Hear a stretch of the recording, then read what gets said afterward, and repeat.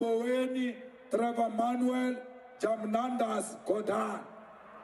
This guy, Rupert, says if we don't stop our nonsense, he's going to leave.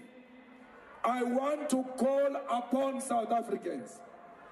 Let us speed up the process of accompanying Rupert to the airport, because we don't want Rupert in South Africa. That's what we've been saying about these fellows. They are not South Africans. That's why every moment they say, we will leave. Leave to where, if you are South African? We, South Africans, whether the times are bad or good, we are South Africans. Gaynor and I were very fortunate to be close to President Mandela. And when he said, I'm resigning, I'm doing one term, because I want to set an example to the rest of Africa, I must say he did regret it later on.